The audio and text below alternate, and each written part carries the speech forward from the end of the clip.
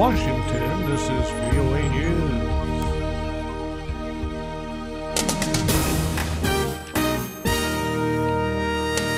President Obama condemns Islamic militant beheading of American journalists. Ebola death toll rises in West Africa. I'm Ray Kouguell reporting from Washington. The U.S. Defense Department says it attempted but failed to rescue U.S. hostages being held in Syria by the Islamic State, including beheaded journalist James Foley. Pentagon spokesman John Kirby says the mission did not succeed because the hostages were not at the location where they were believed to have been held. A top U.S. official says President Obama authorized the mission earlier this summer. Mr. Obama said earlier Wednesday the videotaped beheading of James Foley by an Islamic State militant has appalled the world. Luis Ramirez reports. President Obama interrupted his vacation in the U.S. state of Massachusetts to issue a stern and solemn statement after U.S. intelligence confirmed the authenticity of a video showing a militant killing journalist James Foley. Today, the entire world is appalled by the brutal murder of Jim Foley by the terrorist group ISIL. President Obama recently ordered airstrikes that have helped Iraqi forces, including Kurdish fighters, stop the militants from approaching the northern city of Erbil. The militants have said they killed Foley in retaliation for the airstrikes. Mr. Obama said U.S. operations will continue and warned the U.S. will seek justice. Luis Ramirez, VOA News, at the White House. The Ebola epidemic gripping West Africa claimed another 106 lives, raising the overall death toll to 1,350. The World Health Organization reported the new figures Wednesday as officials in Liberia imposed a general quarantine on 2 suburbs of the capital, Monrovia, in hopes of curbing the outbreak. Liberia is where 90% of the new deaths are reported. This is VOA News. Israel and Hamas carried out dozens of attacks on one another Wednesday, with one Israeli airstrike killing the wife and infant son of the Hamas military leader in Gaza. Israel said it hit more than 90 targets. One struck the house of Hamas military commander Mohammed Daif.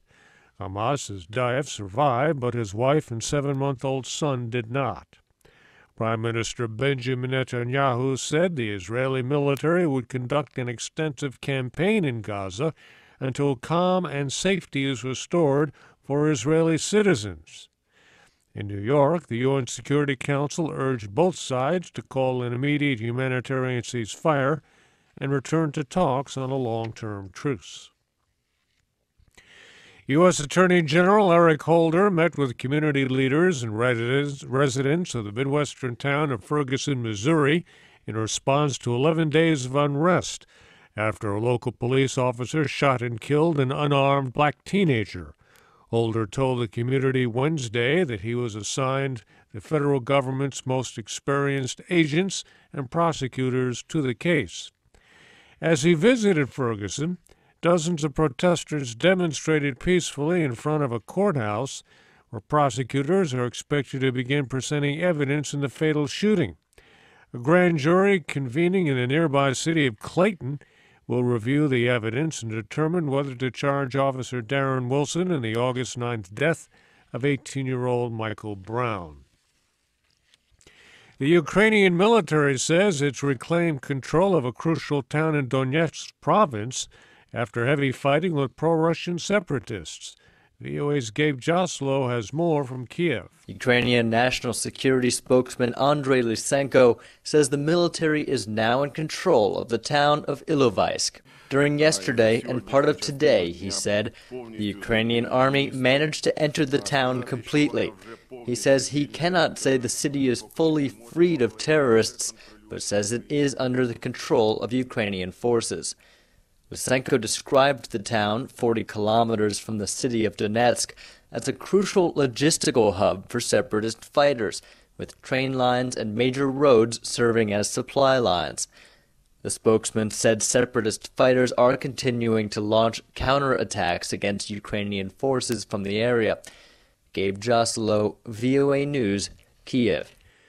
A medical aid group says at least 31 people were wounded in the Central African Republic Wednesday when a local militia clashed with international peacekeepers. Doctors Without Borders says the fighting flared in the PK5 neighborhood of Bangui, home to more than 2,000 Muslims holed up to avoid sectarian violence.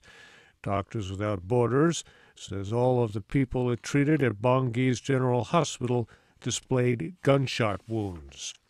At least 35 people died Wednesday when landslides buried dozens of houses on the outskirts of Hiroshima. There were 24 millimeters of rain within a 24-hour period, loosening hills already soaked by recent storms. I'm Ray Kouguell in Washington. That's the latest world news from VOA.